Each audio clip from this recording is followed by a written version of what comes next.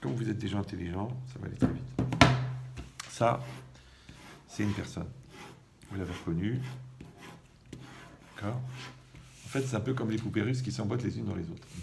La partie la plus profonde, la poupée la plus profonde, c'est l'âme. D'accord. Nous, on l'appelle la neshama, on l'appelle l'intrinsèque moi, l'essence de l'être, l'impulsion première. Ok. Après, au-dessus, vous avez le nefesh. Le nefesh, en hébreu, bon, c'est ce qui correspond à peu près au psychique, au moi. Au-dessus, vous avez le corps. D'accord. Et au-dessus, vous avez le vécu. Alors pour donner une image, c'est un peu comme dans un ordinateur. La neshama d'ordinateur, c'est le DOS. Le système d'exploitation, c'est le Windows, c'est le psychique. La tour, bah, c'est le physique, c'est le corps. Et le vécu, c'est ce qui donne le lien avec l'extérieur. Le modem, la carte, enfin tout ce qui est le scanner, tout ce qui a un lien avec l'extérieur. Ok. Maintenant, ici, il y a le moi intérieur et ici, il y a le moi extérieur. Ça, c'est le moi que tu montres, qu'on voit. Et ça, c'est le moi à l'intérieur. Quand tu parles, c'est toi qui parles. Mais je ne vois pas celui-là. Je vois celui-là. Ok, maintenant, le Maharal de Prague, il dit que la définition de la vie, c'est la tset milakor et la poêle. C'est passer du potentiel au réel. D'accord. C'est une phrase très très concise. J'ai écrit un livre de 400 pages sur cette phrase. Mais tout est résumé dedans. Il y a tout. Pourquoi? Parce que ici, c'est le moi potentiel. Ici, c'est le moi réel. Réel, ça veut dire réalité.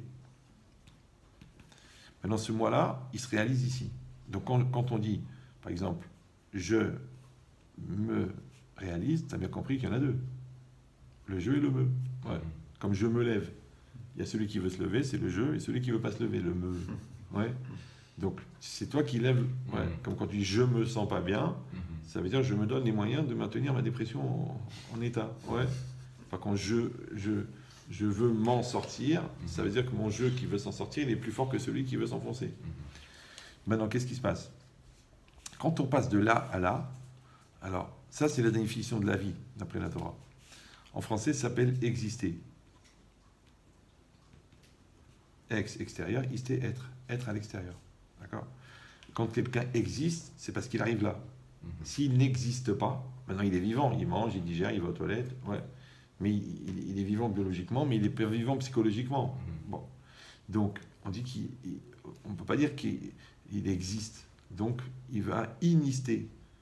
Donc, c'est un mot que j'ai dû inventer parce qu'il n'a pas. C'est un bon mot.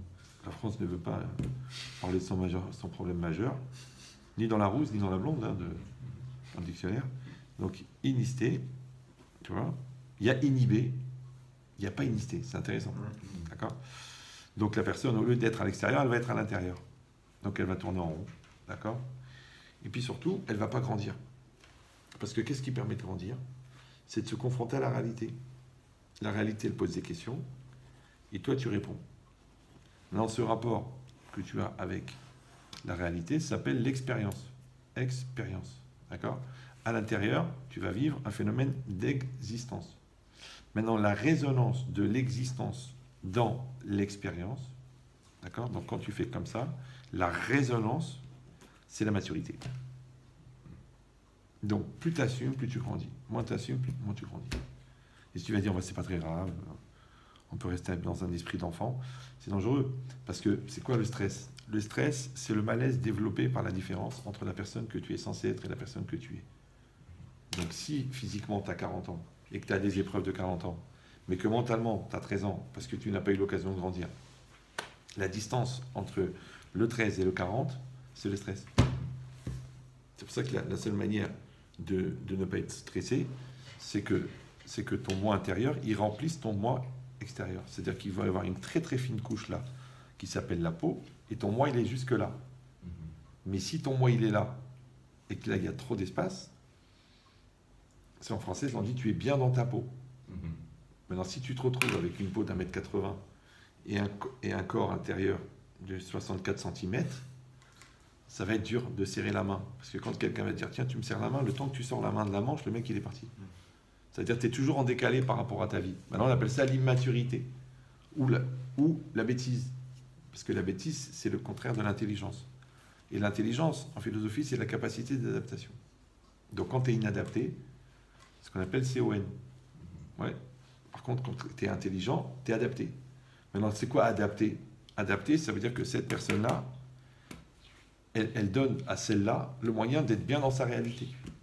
Maintenant, la réalité, elle a un défaut majeur, c'est qu'elle vient se mouler exactement à ta personne. Nous, on appelle ça la émouna. C'est ça la croyance. La croyance, c'est pas seulement de manger cachère et de faire Shabbat et d'étudier la Torah et de mettre les tefilines tous les jours. Ça, c'est évident si tu es juif. Parce que tu vois bien que ton père, à 8 jours, a coupé court la discussion. C'est pas grave. Puisqu'il te l'a mis là, quelque part. D'accord? Donc, la croyance, encore une fois, c'est pas simplement de pratiquer parce que tu es juif, a priori. Ouais. Parce qu'en dessous de ça, il faut envisager la conversion. C'est un peu logique. Bon. Par contre, la croyance, c'est d'accepter que la réalité qui est en face de toi, elle est adaptée à toi. Il n'y a pas d'hasard. Ouais. Maintenant, si tu vas dire, moi, mais je ne suis pas croyant, ça n'a rien à voir. Même en physique quantique, on dit qu'une masse de particules organisées, elle ne peut exister que dans l'endroit où elle est accueillie harmonieusement avec le contexte dans lequel elle apparaît. Voilà. Ça veut dire que les choses, elles sont là où elles doivent être. Maintenant, nous, on appelle ça l'harmonie organisée par le divin. Eux, ils appellent ça la coordination des masses de molécules, des énergies. Donc, ça ne change rien. C'est que des mots. Il ne faut pas avoir peur des mots. Au pire, on devient intelligent. Alors, donc maintenant, quand on en est là, c'est là que ça devient important.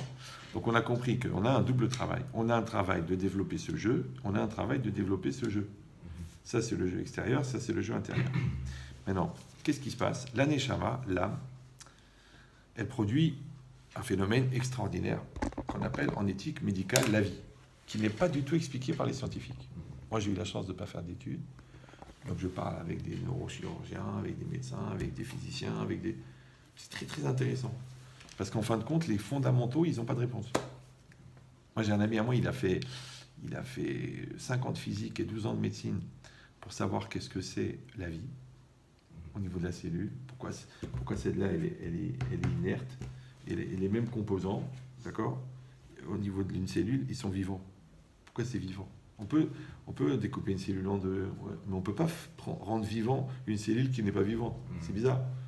Maintenant, nous, on n'a pas de problème avec ça, parce qu'on appelle ça la neshama, c'est l'âme. D'accord? Eux, ils ont un problème, parce qu'ils ne savent pas insuffler la vie. Ils peuvent maintenir la vie, ils peuvent redistribuer la vie, mais ils ne peuvent pas créer la vie à partir de rien. Ils n'arrivent pas. Bon. Même le clone, en vérité, c'est juste une multiplication de cellules. Mais prends un truc mort et tu lui redonnes la vie, ça n'existe pas. Donc maintenant, c'est intéressant. Que quoi? En fait, que la neshama, l'âme, elle produit une énergie extrêmement puissante. D'accord? Et cette énergie, elle traverse le psychique, elle traverse le physique, elle traverse le vécu, elle arrive à l'extérieur. D'accord? Cette énergie-là, pour faciliter la compréhension, alors au niveau du psychique, elle s'appelle volonté. Au niveau du physique, elle s'appelle motivation. Pourquoi quand tu cours, pourquoi ton corps il se déplace? Quand tu lèves le bras, qu'est-ce qui fait lever ton bras? Tu dis, bah, c'est les muscles. Bah, essaye de faire lever les bras à un mort, il ne peut pas. Il faut la volonté. D'accord? Donc en vérité, c'est de l'énergie. C'est un peu comme le courant électrique. Le courant électrique, il est dans la prise. D'accord? Maintenant, moi, je décide de brancher un frigo. Maintenant, le frigo, il s'allume. Je décide de brancher une chaîne hi-fi. La musique, elle démarre. Je décide de brancher une belle-mère. Ça fait une belle-mère branchée. D'accord? Donc, ça veut dire quoi? Ça veut dire qu'en vérité, moi, mon libre arbitre, c'est ma capacité à redistribuer cette énergie. Dans le bien, dans le mal, dans le vrai, dans le faux, dans le foutage de gueule, dans la mytho, dans les nerfs, dans la souffrance, dans la névrose, dans le bonheur, dans la joie, dans la construction. C'est ce que je vais faire en vérité. Ouais. Ça veut dire que cette énergie-là, qui sort de l'âme, et qui, bon, pour nous, elle est divine, elle est comme l'âme. Et comme l'âme, elle est infinie, donc l'énergie de l'âme est infinie. C'est pour ça qu'un homme, il peut percevoir, et il peut conceptualiser, et il peut envisager de l'infini. Comment? Moi, je parlais avec des psychologues, des psychiatres, des neurologues. J'ai dit, mais je comprends pas, d'après vous, on est de la viande. Il m'a dit, oui. La viande, elle est finie. Ben oui, parce qu'elle a été créée. Tout ce qui a été créé a un début. Tout ce qui a un début a une fin. C'est une mathématique, d'accord? Donc, comment l'homme, il peut conceptualiser l'infini? Comment c'est possible? Parce qu'il ne le contient pas. Tu sais que tu ne peux pas rêver d'une chose que tu n'as pas vue. Tu le sais, ça? Ouais. Tu peux pas. Tu peux rêver d'un éléphant rose, mais tu as vu le rose et tu as vu l'éléphant. Mais tu ne peux pas rêver d'un truc que tu n'as jamais vu, parce que tu fais que de la composition et de la recomposition. Donc maintenant, comment l'homme il peut envisager l'infini, puisqu'il est fini? Donc ça veut dire qu'il y a quelque chose en lui qui est infini. Vas-y, cherche maintenant, casse-toi la tête. ses ongles, ses cheveux. Non, son âme, c'est plus sympathique. Ouais. Donc qu'est-ce qui se passe? La Neshama, elle produit cette énergie. Et cette énergie, comme elle est infinie, c'est ce qui va faire que l'homme, il peut envisager l'infini et que la volonté de l'homme ne s'arrêtera jamais. Pourquoi tous les ans on refait le livre des records? Pourquoi? Ben parce que la motivation qui pousse l'homme, elle est infinie. Donc il peut repousser à chaque fois les limites. Donc ça veut dire quoi? Cette énergie-là, encore une fois, quand elle est au niveau du psychique, d'accord, elle s'appelle la volonté. Tu dis je veux. Donc en fait, tu ne fais que t'approprier une énergie qui te traverse. Après, cette énergie, tu la passes dans ton corps. Ouais. Elle s'appelle la motivation. Et là, tu cours. Après, cette énergie, tu la passes dans ton vécu. Et là, elle s'appelle la détermination. Qu'est-ce qui fait que ton projet il avance? Parce que tu es à fond dedans, parce que tu es motivé, parce que tu as envie de le faire, parce que tu veux le faire. Donc en vérité, tu ne fais que véhiculer une énergie vers le projet que tu veux pour qu'il se réalise. D'accord? Moi, j'ai dit ça. Je l'ai lu nulle part, mais bon, ça n'engage que moi, au pire j'ai raison. C'est que, qu'est-ce que c'est l'homme? En vérité, c'est quoi l'homme? Parce que si tu réfléchis, il y a une âme, d'accord?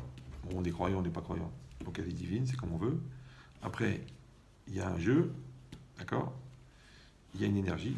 Cette énergie, elle sort. Et l'homme, il l'oriente vers là ou vers là. D'accord? Maintenant, c'est un peu comme un fleuve. Pas un fleuve, une source dans la montagne. Il y a une source là, et il y a de l'eau qui coule. Maintenant, avec toi, tu as une bouteille de colorant rouge, très puissant. Maintenant, tu mets une goutte, l'eau, elle est rose. Maintenant, la majorité de cette eau, elle reste de l'eau. C'est le colorant que tu as rajouté. Maintenant, le gars qui tient la bouteille de colorant, c'est le jeu. L'eau qui coule, c'est l'énergie qui sort de l'âme. D'accord? Et l'âme, elle-même, elle est divine. L'énergie aussi. Donc, elle est infinie. D'accord? Elle est très, très puissante. Maintenant, quand toi, tu vas mettre une goutte de colorant, ça s'appelle la personnalité. La connotation personnelle que tu mets dans cette énergie. Et l'orientation que tu peux, avec les cailloux et les bouts de bois, orienter vers là ou vers là, cette eau-là, ça s'appelle le libre arbitre. D'accord? Donc, attention. La réalité qui est là, c'est pas toi. Ton corps, c'est de la viande, c'est pas toi. Ton âme, c'est pas toi. Donc, qu'est-ce qui reste de l'homme chez l'homme? Il reste une connotation personnelle et une orientation personnelle placée dans une énergie divine qui le traverse. Voilà. Avec ça, tu as compris toute la psychologie, toute la philosophie. Ouais, tout est marqué là. C'est tout. Après, c'est quoi? C'est des dérivés. Pourquoi? Parce qu'ici, quand on va faire un zoom là, de cette partie-là, là, du mois, là, c'est très intéressant. Moi, je te dis, je n'ai pas fait d'études, d'accord? Mais je parle avec des généticiens, avec des... Ils me disent, mais tout ça sont des psychologues, des professeurs en psychanalyse, en recherche expérimentale des comportements. Ils te disent, mais d'où ça sort? Je dis, mais c'est normal, on n'a pas la même vision. Parce que nous, on dit que Dieu, il a écrit la Torah, et après, à partir de la Torah, il a créé le monde. Vous observez le monde dans l'espoir de comprendre le monde. Nous, on regarde le code source.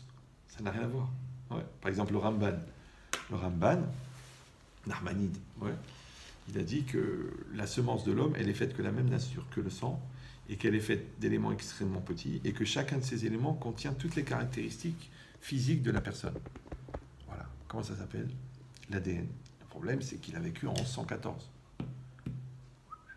C'est compliqué. D'accord? Après, il t'expliquait comment il fonctionne le corps, il t'expliquait la différente distance entre les planètes et du système solaire au kilomètre près et la Terre.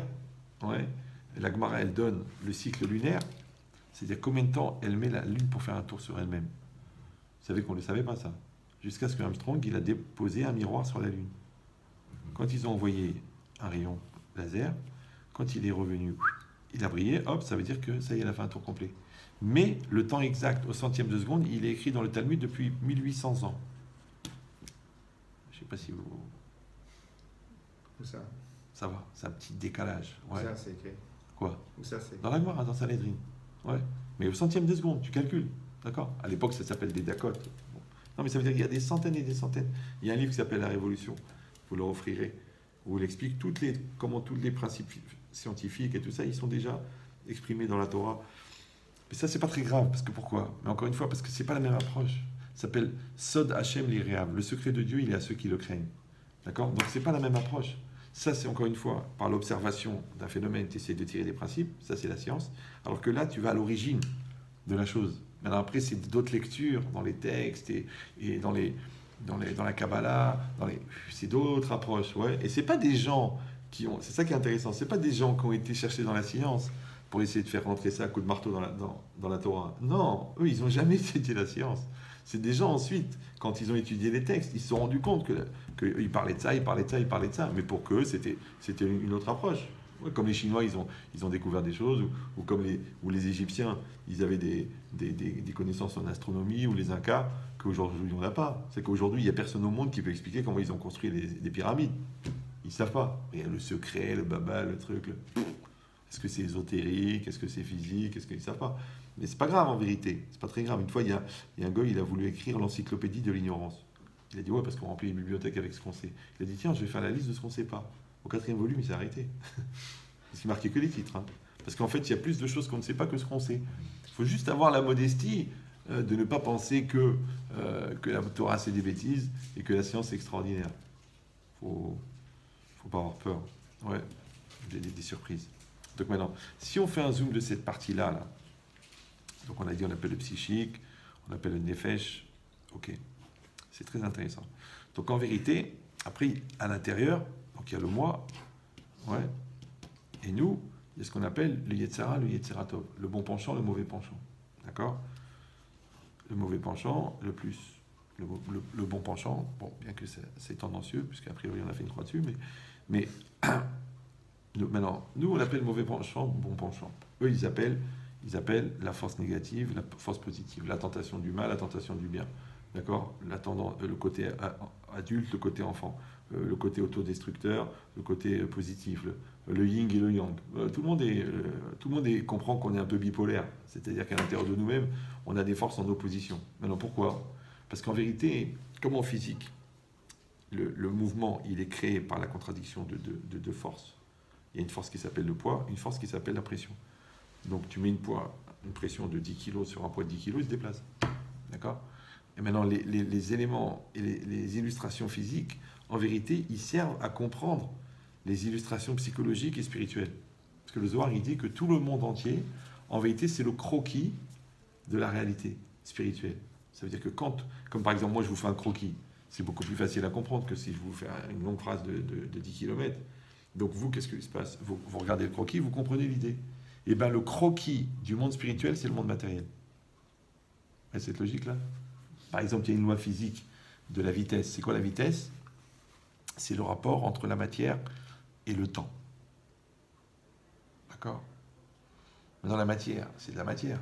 Le temps, c'est le temps. Ok. Maintenant, tu vois que plus tu baisses la matière, plus la vitesse augmente. De la même manière, quelqu'un qui est matérialiste, il va être beaucoup plus lent d'esprit qu'un mec qui est moins matérialiste. Donc on va faire beaucoup plus d'argent dans la finance que dans la fabrication de la pizza. Parce que là, c'est abstrait, là, c'est concret. Donc tu vois que plus c'est abstrait, plus ça va vite. Et c'est normal. Parce que le cerveau, il dit le Maharal de Prague, les choses de l'esprit ne sont pas soumises au temps. C'est qu'en vérité, le monde intérieur n'est pas soumis au temps. Les scientifiques, ils croient que le cerveau, il est rapide, ils pensent que l'ordinateur, il est rapide. Mais en vérité, il n'y a aucun ordinateur au monde qui est aussi rapide que le cerveau. Aucun. Ça n'existe pas. Ça va. D'ailleurs, les futurs ordinateurs seront biologiques pour dire que, en fin de compte, tu vas revenir à la base. Mais ce qui est intéressant, c'est que nous, on ne pense pas que le cerveau est rapide. Nous, on pense que le cerveau n'est pas soumis au temps. C'est que le monde intérieur n'est pas soumis au temps. D'accord? Et ça, c'est dans le macroscopique. C'est-à-dire, tu vois un corps et tu dis à l'intérieur, le temps n'existe pas. C'est pour ça que ton œil, il peut voir 24 images par seconde, mais ton cerveau, il peut voir 24 millions d'images par seconde. Ça n'a rien à voir. Ouais. De la même manière, dans la cellule, dans l'atome, ouais, il y a ce qu'on appelle Chomer et Tsura. Chomer, c'est la matière qui constitue. Et Tsura, c'est l'énergie qui permet de maintenir ensemble cette matière. Tu veux un café? Je suis épuisé, j'écoute ça. Il faut pas le faire venir le jour où il est fatigué, parce que là... Mais il travaille 20 heures sur 24 tous les jours depuis des mois. Peut-être mettre les pieds dans une bassine d'eau froide. Je crois que je vais faire ça. Non, parce que la vérité, je vous dis la vérité, ne me prenez pas mal, hein, c'est pas pour moi, je ne me prends pas pour une star, parce que j'en suis une. Non, ce que je veux dire, c'est qu'on essaye de faire quelque chose que vous n'aurez pas l'occasion de faire, même dans une yeshiva. Ça, là, on va faire à peu près 5 ou 6 ans de yeshiva en 1 heure. Excellent. Donc c'est normal que le Yetzirah, il vous fait dormir, c'est logique. Ouais. Tout va très bien. Ou un verre d'eau froide, donnez-leur quelque chose qui les excite, du sucre, n'importe quoi, On dirait que une chaussure sur la tête. D'accord, Je peux donc lui mettre une baffe à tout moment. un col à cavode, moi tu le vois pas, moi je le vois. Dis-moi, il y a plein de boissons, qu'est-ce que tu veux? Non, mais c'est bon, tout va bien. Non, mais c'est bien, il faut C'est vrai. s'hydrater. C'est Comme très vous très voulez. bien. Super. Non, encore une fois, c'est pas que je veux absolument avoir le monopole de ton attention. Non, mais C'est parce que c'est dommage de rater l'occasion, c'est tout. Est-ce que je peux juste poser une seule question? Est-ce Ouais. qu'on attend la fin du cours pour poser des questions? Bah, c'est mieux. D'accord. Non, parce que là, ce qu'on va faire, encore une fois, c'est énorme. On fait un parcours. Ouais. Maintenant, vous pouvez avoir des questions au fur et à mesure. Si, ça veut dire que ma pédagogie, elle n'est pas bonne. Ouais. Mais si vous avez une question d'anticipation ou d'illustration, donc après, on est dans le débat. Et le débat, il y a des hauts, des bas. Ça va ralentir. Moi, ce que je veux faire avec vous, comme vous n'avez pas tellement l'occasion, vous êtes des gens occupés et puis ça ne vous intéresse pas forcément, ouais. Donc, et que votre maman, elle a créé cette opportunité, c'est de faire vraiment du concentré. Et comme je vois que vous captez, d'accord? Donc, moi, plus vous captez, plus je donne. Et moi, je vous le dis, une fois, j'ai fait un cours à Genève sur la colère. Et il y avait un professeur de psychanalyse. Il m'a dit, vous avez fait un truc là, qui a été résumé dans un bouquin de 400 pages sur les comportements, en 2 heures. Il y a un cours relation parent-enfant. J'ai fait à Montréal. Il y avait un professeur de pédopsychiatrie à McGill, de McGill, qui est venu. Il m'a dit, monsieur Metchetrit, je ne vous connais pas, mais ce que vous avez enseigné en 2 heures, moi je l'enseigne en 4 ans. Alors j'ai dit, c'est intéressant parce que moi je l'ai tiré du Talmud, et dans le Talmud, il y a 4 lignes. Je ne sais pas si tu vois le niveau de MP38. D'accord? C'est-à-dire qu'ils étalent un petit peu de confiture et nous on concentre. Une fois, j'ai parlé pendant 1 heure et demie avec le professeur Sahel, qui est un des plus grands ophtalmologues d'Europe. Il a fabriqué une machine pour faire voir les aveugles. Je ne sais pas si tu vois un peu le genre de génie. Et on a parlé pendant 1 heure et demie pour savoir si l'œil était une caméra, donc qui captait des paquets de lumière qui étaient interprétés par le cerveau, ou l'œil est un continuum du cerveau et il y a déjà une forme d'interprétation qui démarre dans l'œil. 1 heure et demie, maintenant lui avec 6 années de médecine, et moi avec 1 ligne dans Rachid, donc une ligne d'Aflamed. Alors Ben, c'est un continuum. C'est que l'œil déjà, c'est-à-dire qu'il y a une dimension neurologique dans l'œil qui commence l'interprétation. Parce que moi, ma question, elle était débile. Moi, j'ai dit, on sait très bien qu'un objet, voilà par exemple ça, c'est que c'est pas le téléphone que tu vois, tu es au courant. Ouais. Tu vois la lumière qui se reflète sur le téléphone et qui est envoyée dans l'œil. Ok. Donc en vérité, l'œil, il reçoit quoi? Des paquets de lumière. Maintenant, les paquets de lumière, ben, sous une certaine onde, c'est de la couleur, sous une certaine onde, c'est du volume, d'accord? C'est de la taille. En vérité, c'est que de la lumière. Alors je dis, comment le cerveau, premièrement, il interprète des paquets de lumière pour en faire des images. Deuxièmement, comme on n'a pas tous le même logiciel, comment ça se fait qu'on voit la même chose? C'est des questions débiles. Il faut poser que des questions débiles.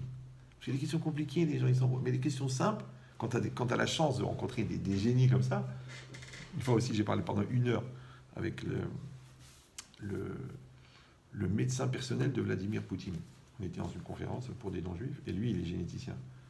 Il est devenu fou de mon cours. Il m'a dit merci d'avoir élevé le niveau. Alors que moi, je n'ai même pas compris un mot de ce qu'il a dit, pour te dire que c'est bizarre.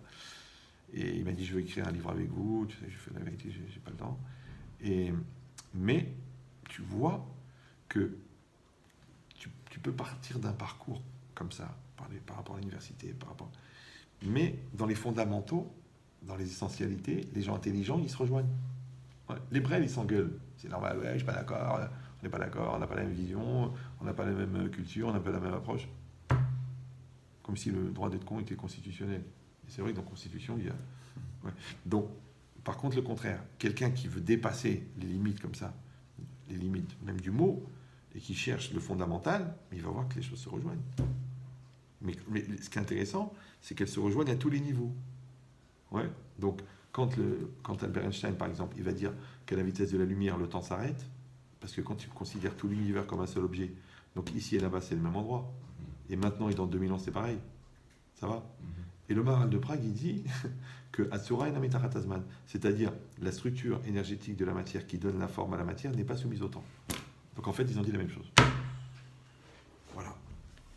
D'accord? C'est pour vous donner, comme ça, je vous saupoudre des petits exemples, mais c'est pour vous dire que ce que je vous dis, c'est pas une ambiance ou du folklore. Ouais. Moi, à 17 ans, je dictais des dissertes de philo à des deuxième années d'Hippocane au téléphone, quand je n'étais pas spécialement débile. À 17 ans, imagine à 60, après 35 ans d'enseignement et de réflexion. Encore une fois, c'est pas pour vous impressionner, c'est juste pour vous dire que faut pas qu'on rate l'opportunité, ni vous ni moi. Moi, d'abord, ça me fait du bien, parce que ça m'oblige à aller sur l'autoroute, c'est des grosses bagnoles, il faut les emmener, bon, faire du 180, 200, tu vois, ça, voilà. Et vous, comme vous captez, donc moi, je me gêne pas de mettre la pression, et vous, de l'autre côté, vous avez l'occasion de voir quelque chose d'intéressant. Donc, qu'est-ce qu'on est en train de dire? Quand on dit ici qu'il y a le mauvais penchant, le bon penchant, d'accord? Ça veut dire que je dois savoir où est-ce qu'elle est ma personne,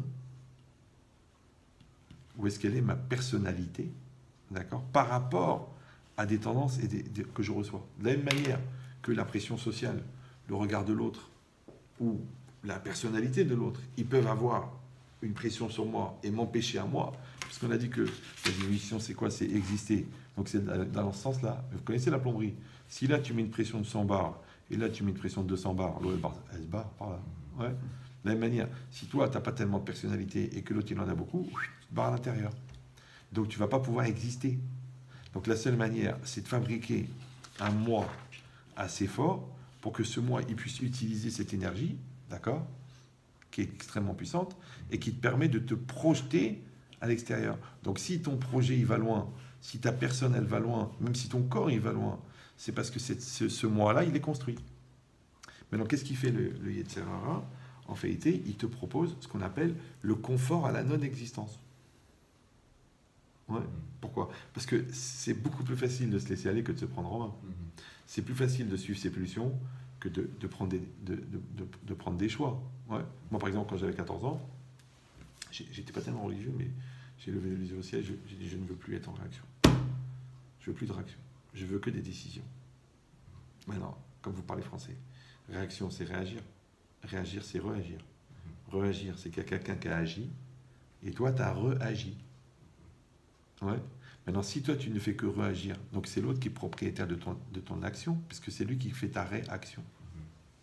C'est très grave.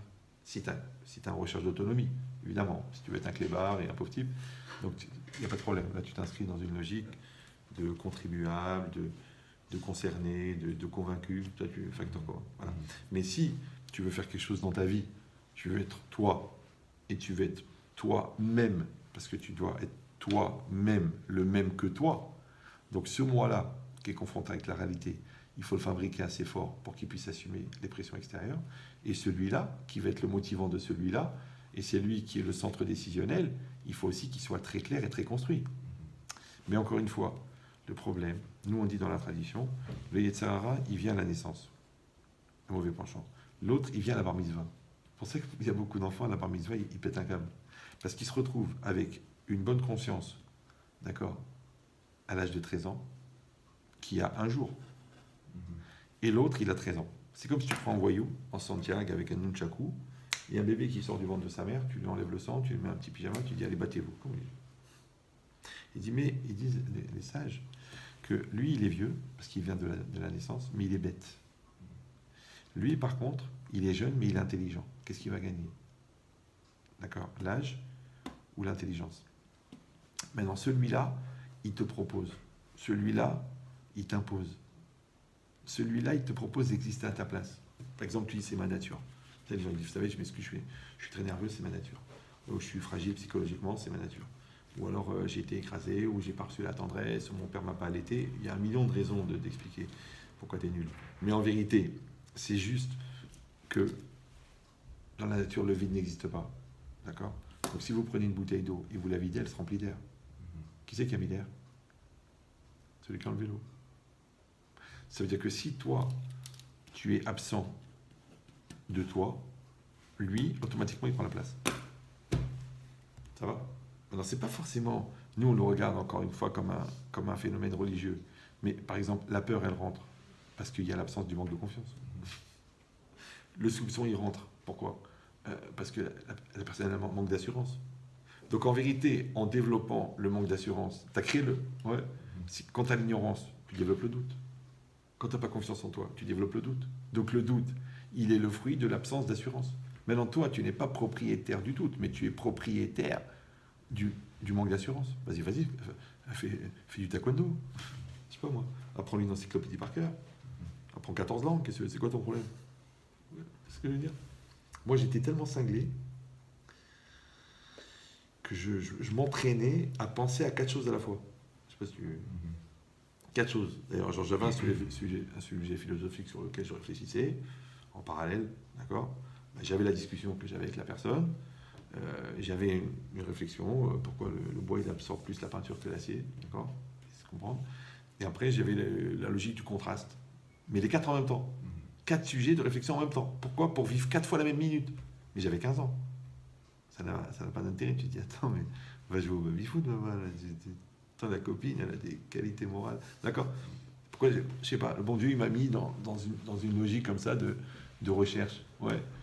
Bah parce qu'après, peut-être, il savait que j'avais un rôle à jouer. Donc, quand tu vas être influenceur de 50 000 personnes dans le monde, il faut que tu aies de quoi leur donner à manger. Si c'est pour leur raconter des bêtises, il y a déjà Nabila. D'accord? Donc cette logique-là, de dire que ce moi-là, ouais, il faut le construire. Maintenant, après, tout le travail de construction de soi, de respect de soi, de maîtrise de soi, ouais, qui est ça, la cravate en soi, la peinture sur soi, ouais, c'est que ce moi-là, il faut le construire. Maintenant, quand tu ne le construis pas, automatiquement, ouais, comme il est vide de toi, eh ben, automatiquement, il va être rempli par autre chose. Il va être rempli par le mauvais qui est en toi, il va être rempli par l'influence de la personnalité de l'autre qui est plus forte, parce que le vide n'existe pas. C'est comme un appel d'air. C'est d'ailleurs pour ça, c'est très intéressant, que le mot personne, en français, il veut dire personne et il veut dire personne. Ça veut dire que si ta personne n'est pas devenue une personne, elle devient personne. Voilà. Maintenant, si tu sais que tu es personne, pourquoi tu te plains qu'on ne te donne pas le respect qui est dû à la personne, alors que tu sais très bien que tu es personne? Parce que pour ne pas être personne, il faut être quelqu'un. Et c'est unique. Donc la seule manière d'être quelqu'un, c'est d'exprimer ton côté unique. Mais pour que tu exprimes ton côté unique, il faut déjà que tu le trouves. Il faut déjà que tu le connaisses. Il faut que tu le maîtrises. Donc, tu développes ton côté unique, c'est le moi intérieur. 2, tu réalises ton côté unique, c'est le moi extérieur. C'est ça une personne. Maintenant, quand tu n'arrives pas à être quelqu'un, tu deviens quelconque. C'est ça quelconque. Un oncle. Ouais. Et ça tombe bien. Non, parce que ça a l'air d'un jeu de mots, mais ça marche bien. Parce que si on a dit que c'est que tu fais avec toi-même, avec toi-même, avec ta réalité. Et le fait avec la réalité, on appelle ça l'intelligence. Ce qu'on a dit tout à l'heure, c'est la capacité d'adaptation. Donc le oncle, lui, sa caractéristique première, c'est qu'il n'est pas adapté. Ben non, il est en retard, il comprend rien, il comprend après, il réagit, j'aurais dû, j'aurais su, j'aurais pu. Il transfère sa culpabilité, de toute façon c'est de ta faute, il transfère la responsabilité, ouais. Après il n'assume pas, ça me prend les nerfs, j'ai pas envie. Et le top de tous les tops, c'est vraiment le phénomène psychiatrique le plus intéressant, si vous avez l'occasion d'étudier la zoologie, ouais, c'est quand la personne elle dit c'était plus fort que moi. Ce qui est exactement l'inverse de ça. Parce que nous, qu'est-ce qu'on a dit ici? Ici, on a dit il y a la volonté. Donc là, il y a le jeu qui veut. Et là, à l'extérieur, il y a le jeu qui fait. Donc, en fait, quand je fais ce que je veux, ça s'appelle en français la linéarité existentielle. Tu es à 100%. Maintenant, le problème, c'est que pour ça, il faut que le jeu soit développé. Ce jeu-là, ouais. Et que la volonté soit maîtrisée et que l'acte soit maîtrisé. S'il manque un des 4 éléments, ça ne marche pas. Ça va? Donc, mais le jeu, c'est un pronom personnel. Vous savez ça. Mais le C', c'est un pronom impersonnel. Alors, regardez, compose. Tu as fait quelque chose, d'accord? Après, on dit, mais comment tu as pu faire une chose pareille? Et là, on lui dit, enfin, ça m'était con, quoi. Ouais. On dit, ah non, une seconde. Il y a moi. Non, c'est la personne qui parle. Hein. Elle dit, oui, excuse-moi, c'était plus fort que moi. Ok. Donc, il y a moi. Après, ce moi, il reconnaît qu'en lui, il y a un truc qui est plus fort que moi. Était, c'est le verbe qui a mis en application, et c'est le sujet. Donc il y a un truc impersonnel en moi qui me fait faire à moi des choses que moi, je sais qu'elles sont mauvaises pour moi, mais je les fais quand même. Donc tu n'es pas obligé d'être religieux, mais là, on est à la limite de la schizophrénie. Là. Vous me suivez ou non? C'est grave. Tu dis non, mais il ne faut pas exagérer. Moi, je vous dis, encore une fois, je n'ai pas fait d'études, mais des psychologues, ils m'appellent, ils me disent, mais voilà, j'ai un cas très lourd en pathologie, qu'est-ce que tu peux me conseiller? Je dis, bah, dis-moi ce qui s'est passé. Il a subi une violence sexuelle, bon, à quel âge, comment ça, est-ce que c'était quelqu'un de proche, voilà le protocole. C'est marrant quand même, pour quelqu'un qui n'a pas fait d'études. Encore une fois, c'est pas pour moi, c'est juste pour vous dire que je ne vous raconte pas des lourdeurs, c'est des choses qui sont fondées, qui ont une force. Ouais. De la même manière, donc la question elle est de savoir comment est-ce qu'on fait pour que ce moi-là, il devienne fort. Pourquoi? Alors la logique, elle est très simple. On a dit que le but de la vie, et c'est là qu'on va commencer à aborder le sujet que vous avez demandé, mais on ne pouvait pas le faire sans le contexte. C'est pour ça qu'on a besoin du texte, sinon il reste le... Donc, quand on doit passer de là à là, et ça s'appelle exister. En français, ça s'appelle aussi être. D'accord? Maintenant, quand une personne est, il se passe un phénomène chez elle, incroyable, une sensation, qu'on appelle la satisfaction d'être. Et la satisfaction d'être, d'après la Torah, c'est ça la définition de la joie. Ne pas confondre avec la satisfaction d'avoir. D'accord? Des fois, on a, et on croit que grâce à ça, on est, alors qu'en fait, on s'est fait avoir. Quelqu'un y croit à la matérialité, un téléphone qui fait des glaçons, mais en vérité, il n'est toujours pas existant. Moi, je connais des gens, parce que je donnais des cours à des grands coachs, et des coachs de managers, les mecs patron de la Poste, patron de la Redoute, patron. Et là, elle m'a dit, avec votre cours sur le respect de soi, on le vend au patron de en séquence, au patron de la Redoute, à 5 000 € la séquence. Je dis, ça va, le cours, elle a acheté 5 € la fille. Elle est milliardaire. Donc, mais c'est quoi l'idée?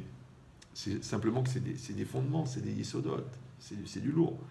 Donc c'est quoi l'idée? C'est quand on te dit la joie, c'est la satisfaction d'être, d'accord? Donc celui qui n'est pas ne peut pas être heureux. C'est ça le problème. Ouais. Après, il y a le plaisir, tu te fais un kiff, tu prends un whisky, tu te déchires à la vodka, tu fumes un truc, ou tu te fixes une ligne et tu l'aspires, tu prends des soupes qu'elle est blanche. Donc il y a plein de manières de fabriquer de substituts de joie. Mais ce n'est pas de la vraie joie. Pourquoi? Parce que, encore une fois, puisque la joie, c'est la satisfaction d'être, d'accord? Et qu'elle ne peut être que le fruit d'une construction et d'une complémentarité. Donc là, le fait d'être complet ne peut être ressenti que chez celui qui a le manque. Maintenant, le manque de quoi? Le manque de toi. Donc quand toi, par exemple, dans un domaine n'importe lequel, que ce soit professionnel ou émotionnel ou intellectuel ou religieux, tu te fixes un objectif, ouais. Quand tu atteins l'objectif, en vérité, l'objectif, c'était quoi? C'est pas le but. L'objectif, c'était la carotte. Mais cette carotte, elle t'oblige à grandir. Donc, en fait, le degré de maturité que tu as atteint grâce à la recherche d'accessibilité à l'objectif, c'est ça qui donne la joie. C'est pour ça, d'ailleurs, que les gens qui font semblant n'ont pas de joie. Les gens qui trichent n'ont pas de joie. Les gens qui font faire par des autres n'ont pas de joie. Ils ne se construisent pas. D'accord? Or, comme ils ne se construisent pas, ils ne grandissent pas. Comme ils ne grandissent pas, parce que vous avez compris, on a dit tout à l'heure, ouais. Donc là, il y a une question. Donc, tu as 18 ans. Tu as 18 ans. Tu as 18 ans. Donc, tu as une question de 18 ans. Tu as un corps de 18 ans. Tu as un psychique de 18 ans. Tu réponds à la question. Automatiquement, hop, tu atteins 18 ans et demi. C'est quand est-ce que tu es devenu un élève de terminale? Pendant l'année de première. Comment tu es devenu un spécialiste dans ton domaine? Toutes les galères que tu as fait en tant qu'amateur. Donc tu vois bien qu'en fin de compte, c'est un cycle de projet, moyen, réalisation. Projet, moyen, réalisation. Alors quand tu atteins ça, on a dit c'est quoi la résonance? C'est la maturité. Mais dans la conscience que tu as d'avoir atteint un résultat, elle produit de la joie. De la vraie joie. Qui est fondée sur ce que tu es. Pas sur ce que tu rêves. pas sur ce que tu t'identifies par rapport à ton mentor ou par rapport à cette vedette de cinéma ou ce joueur de foot, que c'est pas toi. Mais tu te fais plaisir. C'est comme dormir avec une star et une femme magnifique ou la masturbation. C'est pas du tout pareil. Ouais. Pourtant, il y en a beaucoup qui se suffisent. Ouais. Donc, tu peux aussi te masturber mentalement, de dire, ouais, attends, je suis un mec, ouais. Ouais, tu peux te masturber intellectuellement, ouais, j'ai réécrit Sartre en latin, ouais. Tu peux, il y a plein de manières de faire du substitut d'existence, mais bizarrement, ça donne pas la joie. Parce que sinon, pourquoi tu as besoin de l'alcool? Pourquoi tu as besoin d'être entouré de copains? Pourquoi tu n'as pas une indépendance existentielle? Pourquoi tu as besoin du shit? C'est pas passé. Tu as déjà vu un mec qui a les deux jambes et qui se balade avec des béquilles? Tu as déjà vu un gars qui marche et qui va sur une chaise roulante? Tu dis, ouais, mais ça fait du bien, ça me détend. Non, non, en vérité, c'est très simple. On dit en français, ça vient combler un vide. Mais un vide de quoi? Un vide de toi. Or, dans la Torah, c'est interdit d'être vide de soi. Atsour. Parce que la présence de toi, en hébreu, ça s'appelle le da'at. D'accord? Et le mot da'at, en hébreu, c'est très intéressant. Le mot da'at. Vous parlez un peu d'hébreu ou la wallo? Rien du tout. Très vite fait. L'école juive, non plus. Je sais lire l'hébreu, mais je sais pas ce que ça veut dire. C'est pas mal déjà. Alors regarde, le mot da'at, c'est un mot bizarre. D'accord? Il veut dire connaissance, la da'at. Il veut dire conscience, c'est-à-dire l'arc électrique établi entre toi et la réalité, comme ça. Là, par exemple, vous êtes conscient que je suis là. Oui. Donc c'est un arc électrique. D'accord. Moi, j'ai beaucoup de fierté parce que un jour, j'ai fait un cours comme ça, un monsieur est venu me voir, un très grand neurologue de l'hôpital Thonon. Il m'a dit, je voulais vous dire, Rav, que vous avez raison parce qu'on a réussi à photographier la conscience. Intéressant. C'est-à-dire qu'ils ont avec les, je sais pas comment ça s'appelle, avec des scanners ou des IRM, ils ont réussi à prendre la photo de la réaction chimique au moment où la personne elle prend conscience d'un truc. Il se passe quelque chose dans le cerveau, c'est concret, c'est réel. Pas tu dis non, c'est philosophique, c'est une vision de l'esprit, c'est un schéma électronique qu'on a créé pour avoir une perception consciente d'une réalité. Non, c'est quelque chose de concret. Donc il y a la conscience et il y a la volonté. Bon, j'ai pas le temps de vous détailler tout, mais dans la Torah, les trois apparaissent. La volonté, on voit le da'at, ça s'appelle la volonté au niveau des lois du Shabbat.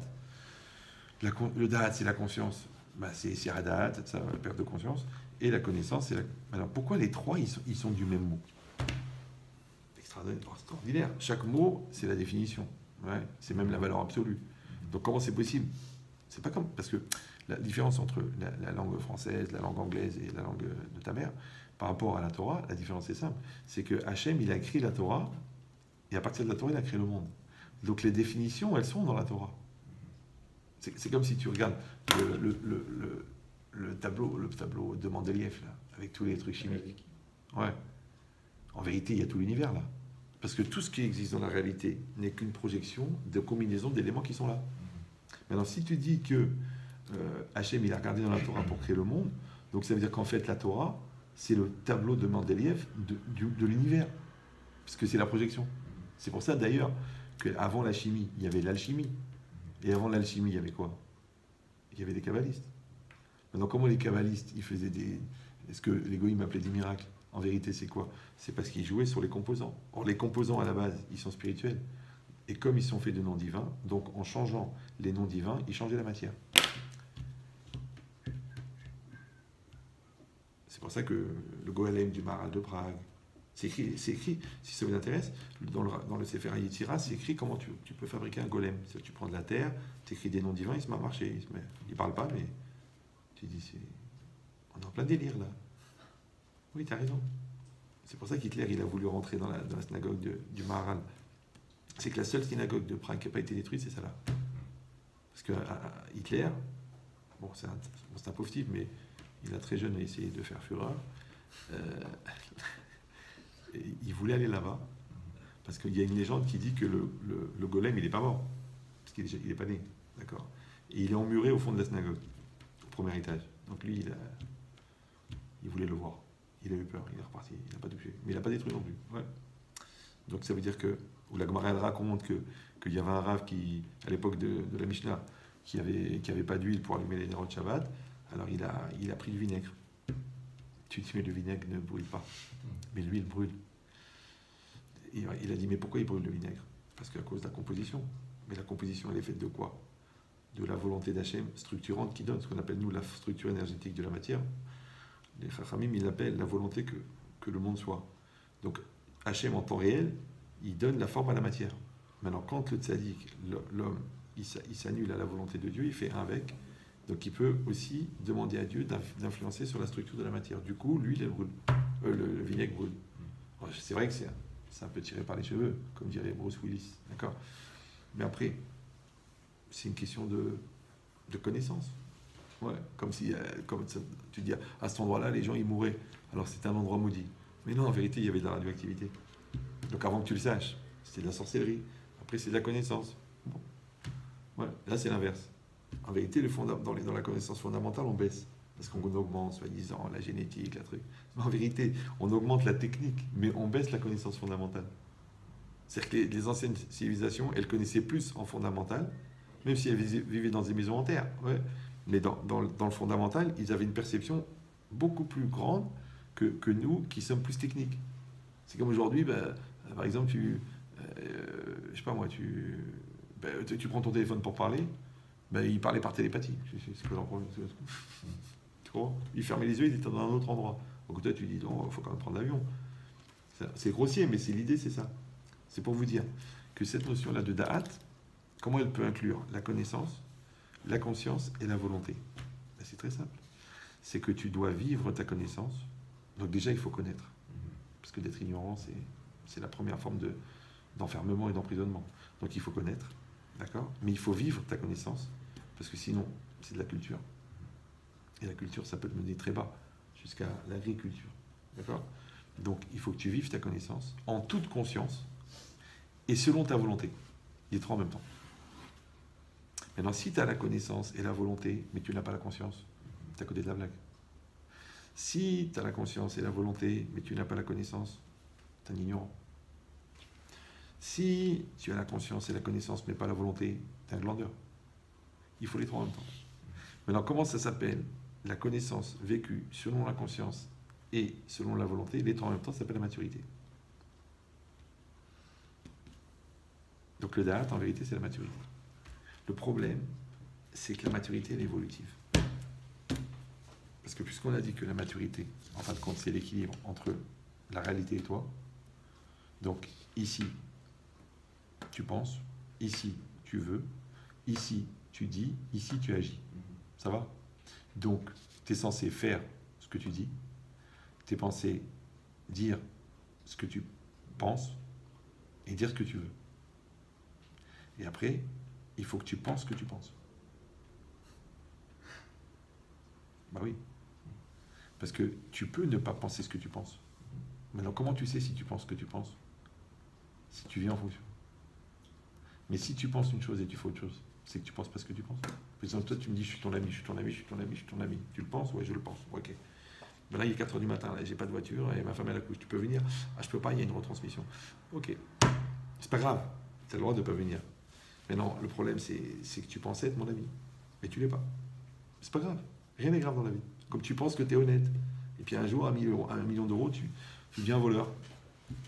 Et tu penses que tu es fidèle. Mais là, la fille, elle a des qualités morales incroyables. Tu deviens infidèle. Mais je comprends pas, tu es fidèle ou tu n'es pas fidèle? Bah écoute, donc en vérité, penser ce qu'on pense. Est-ce que tu vas dire, bon, bah c'est rien, c'est une fantaisie intellectuelle d'être en accord avec sa pensée? Mais non, tu n'as pas compris. C'est que ce que tu vas vivre dans ta vie, ça ne sera que la projection de ta pensée. Mais seulement la pensée que tu penses. La pensée que tu crois penser, la pensée que les gens croient que tu penses, elle ne marche pas. Elle ne s'applique pas. Regarde, je dis une application facile, mais elle est un peu violente. Vous n'avez pas d'enfants, quoi. Les enfants, ils font pas ce que tu dis, ils font ce que tu penses. Maintenant, quand toi, tu ne dis pas ce que tu penses, les enfants, ils ne peuvent pas faire ce que tu dis. Maintenant, pour que toi, tu dises ce que tu penses, il faut que tu le penses. Donc, quand tu ne penses pas ce que tu penses, donc tu ne dis pas ce que tu penses, donc l'enfant, il ne fait pas ce que tu dis. Et toi, tu t'énerves parce qu'il ne fait pas ce que tu dis. Mais il ne peut pas faire ce que tu dis, puisqu'il n'entend pas ce que tu dis, puisque tu ne le penses pas. Vous vous rendez compte? Ça veut dire qu'avant d'avoir des enfants, tu es obligé d'apprendre à penser ce que tu penses. C'est pareil après. Tu veux convaincre la banque, mais tu n'es pas convaincu. Ça marche pas. Tu dis, ouais, ils n'ont pas compris mon intérêt. Et toi-même, ah non, j'en sais rien. On le fait pas, qu'est-ce qu'on pense, on le fait. Mais si t'es pas convaincu, pourquoi le mec il va te suivre? La conviction. Maintenant, ils ont beaucoup développé ça, les goïms. Genre la force de conviction, la capacité d'influence de la conviction. Mais c'est ça. C'est facile. Ça s'appelle la Mahashava en hébreu. Mahashava, ouais, c'est la pensée. Mais c'est très intéressant. Parce que Mahashava, ça vient du verbe larchov, qui veut dire penser, mais ça vient du mot chashuv, qui veut dire important. Donc en vérité, quand ce que tu penses est important, et quand ce qui est important, c'est ce que tu penses, ça crée une pensée. Et la pensée, c'est elle qui est la racine de l'acte. Donc ce qui va se réaliser dans ta vie, c'est ce que tu penses. Mais fais attention que tu penses ce que tu penses. Mais pour que tu penses ce que tu penses, il faut qu'ici, là, au niveau de la racine, c'est-à-dire au niveau du centre décisionnel, il faut que ton moi, il ne soit pas remplacé par l'Yetzirara, parce que si c'est lui qui te remplace. Comprenez ou non? Maintenant, encore une fois, nous on appelle Yetzirara, mais eux ils l'appellent le confort, la non-existence, le manque de respect de soi-même, le manque de maîtrise de soi. Donc qu'est-ce qui se passe quand un mec cadre supérieur chez Ron Poulenc, à 40 ans il fait un burn-out, et qui découvre qu'il n'a jamais été lui-même, qu'il a fait ce métier pour faire plaisir à son père, qu'il a épousé cette fille parce qu'il lui a fait le chantage émotionnel, qu'il habite là parce que c'est pas loin du travail, qu'il porte un costard comme ça, mais en fait il n'a jamais été lui-même. D'accord? Donc ça s'appelle une dépression.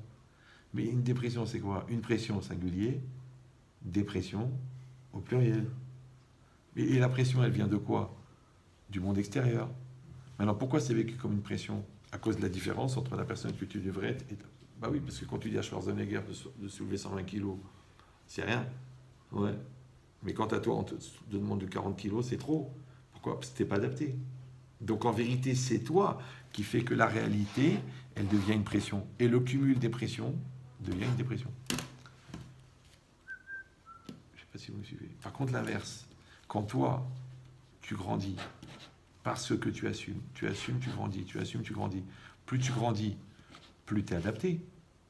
Parce que là, comme quand tu fais de la muscu, bon, le mec il dit, bon, on va démarrer à 10 kilos. Tu dis, non, je veux faire 160 kilos, développer couché. Tu dis, attends, tu veux mourir aujourd'hui, toi? Démarre à 20 kilos, après 30 kilos. Ça prend 1 an, 2 ans. Tu arrives à 120 kilos. Mais qu'est-ce que tu as fait en vérité? Tu crois que tu as développé ton muscle?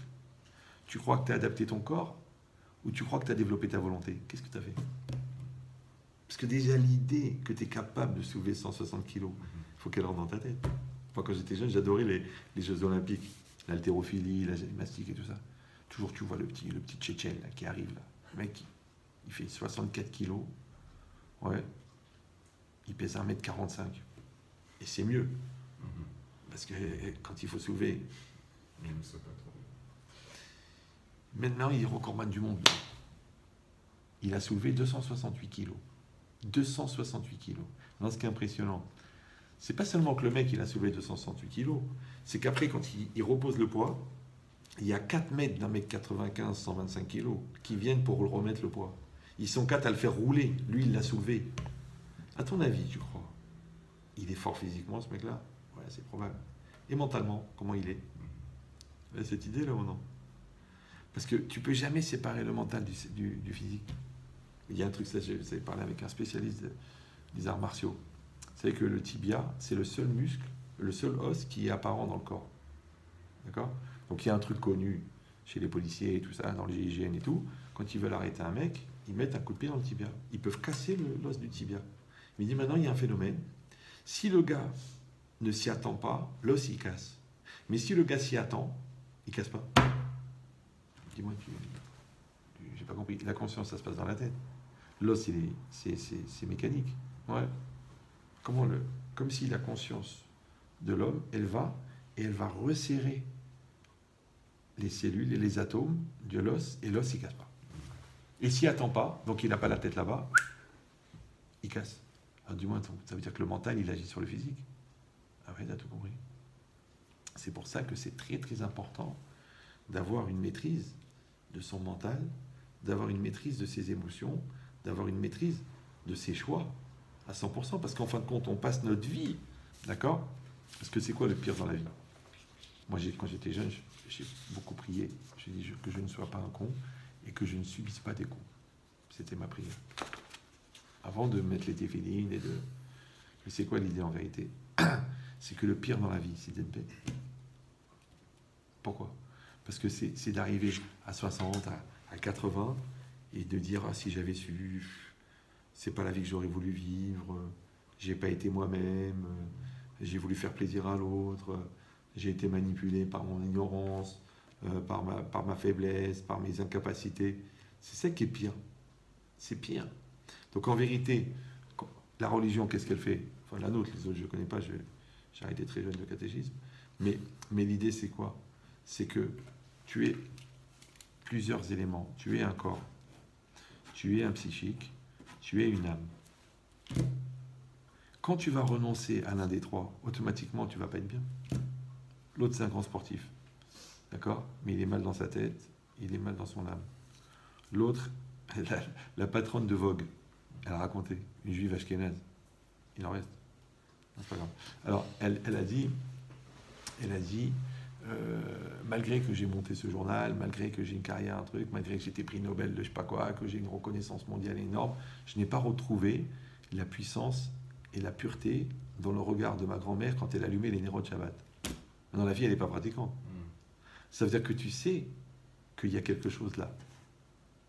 Comme tu sais qu'il y a quelque chose là et quelque chose là. Donc quelqu'un qui a un très grand potentiel physique réalisé, mais qui est mal dans sa tête, ça marche pas. Quelqu'un qui est très fort moralement, mais mal dans son corps, c'est ça la maladie. La maladie, c'est que, d'après la Torah, c'est que l'énergie de l'âme, véhiculée par le psychique, elle n'arrive plus au corps. Et quand le corps n'est plus nourri par l'énergie de l'âme, il meurt. Voilà. C'est pour ça que c'est très très important quand quelqu'un fait une chimio, en parallèle de faire une thérapie. Parce que justement, sa maladie vient de là. Parce qu'une personne, elle est comme ça. D'accord. Donc tout démarre de là. Donc si ici, ça ne fonctionne pas, ça se déclenche là, ça se déclenche là, ça se déclenche là, ça se déclenche là. Par exemple, toutes les maladies qui sont liées au stress de décision, ils sont dans le dos. Les lumbagos, les calculs rénaux, ouais. Et tous les stress émotionnels, la relation avec l'autre, avec l'argent, c'est sur le devant, c'est l'estomac. Donc les ulcères, les trucs comme ça. Après, tous les problèmes d'angoisse et de décision, de bile et tout ça, c'est l'intestin. Donc c'est les maladies de Crohn, les maladies de... Ouais. Tous les problèmes, le rapport à la matérialité, c'est les maladies du sang. Maintenant, moi je parle de ça avec des spécialistes de médecine chinoise, des naturopathes. Tu dis, mais écoutez, c'est de la folie. Mais comment c'est... Et nous, on l'a dans les textes, depuis 3000 ans. Bah, il faut quand même savoir que l'université de Montpellier, de médecine, si vous y allez, quand vous rentrez, à l'entrée, il y a la statue du Ramban, Nahmanide. C'est très bizarre. Parce qu'à l'époque, ils étaient très, très antisémites. Ouais. Et c'est la seule faculté où comment ça s'appelle, le diplôme est reconnu aux États-Unis.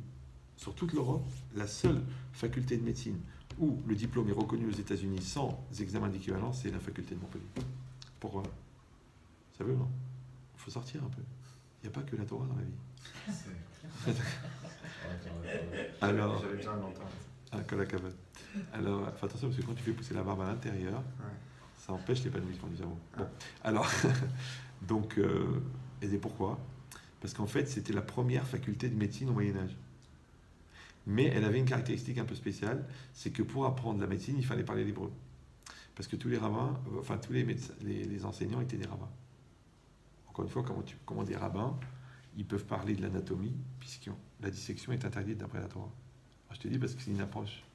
Ouais, là, on apprend du code source de la Torah, là, on apprend de l'observation. C'est pas du tout la même approche, premièrement. Deuxièmement, quand tu regardes de l'extérieur, tu peux rater la moitié des éléments. Alors que quand tu regardes de l'intérieur, tu peux rien rater parce que c'est un scanner. La différence entre une IRM et une observation à l'œil. Tu vois les tumeurs, toi? Même si tu as de l'humour, tu meurs de rire. Donc cette logique-là, elle veut dire qu'en vérité, la joie, vous avez compris maintenant, c'est une dynamique.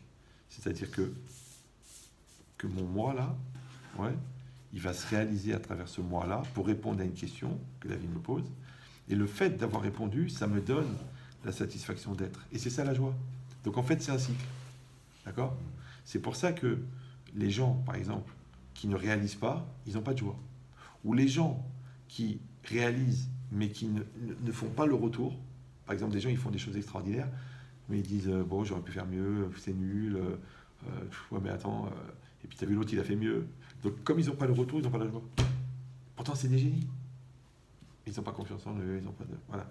Donc, ça veut dire que la joie, vous avez compris maintenant, c'est cette dynamique. Alors, j'ai donné un très bel exemple. C'est quand j'ai expliqué cet exemple à une psychologue, une psychanalyste, 30 ans de pratique, elle m'a dit j'ai compris maintenant comment est-ce que Lacan il explique Freud. J'ai pas, moi, je vais pas avoir dormi avec la famille. Donc ça c'est une personne. Dedans il y a un réservoir de joie. D'accord? Après il y a un réservoir d'effort qu'on appelle la conscience. Les deux communiquent.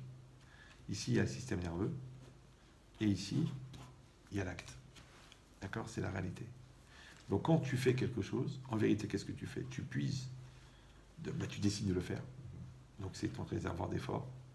Tu puises dans son réservoir de joie, parce que ça te fait plaisir, tu aimes ton travail, tu aimes débarrasser, tu aimes construire. Bon.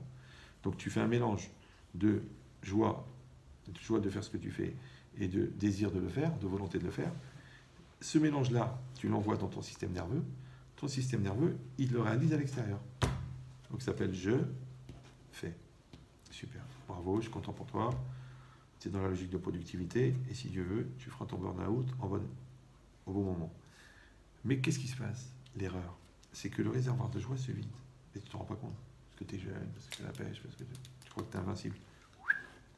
Bon, tu continues à faire, parce que tu as des engagements, 800 000 euros d'emprunt, les nerfs, ta conscience professionnelle. Donc tu continues à faire les efforts, mais sans la joie. Un jour, le réservoir d'efforts se vide. Il reste les nerfs.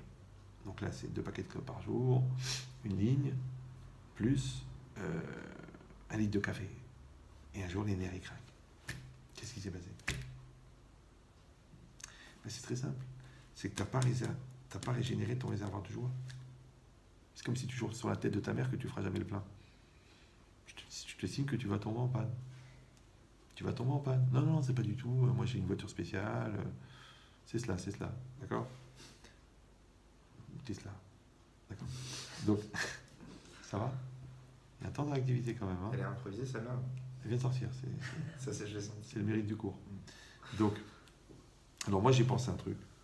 Ouais. C'est un cycliste. D'accord? Le cycliste, il fait du vélo. Et à l'avant, il a une dynamo. À l'époque, vous vous rappelez, il y avait une dynamo. Maintenant, il y a une pile avec le phare. Mais à l'époque, il y avait une dynamo. La dynamo, c'est une turbine.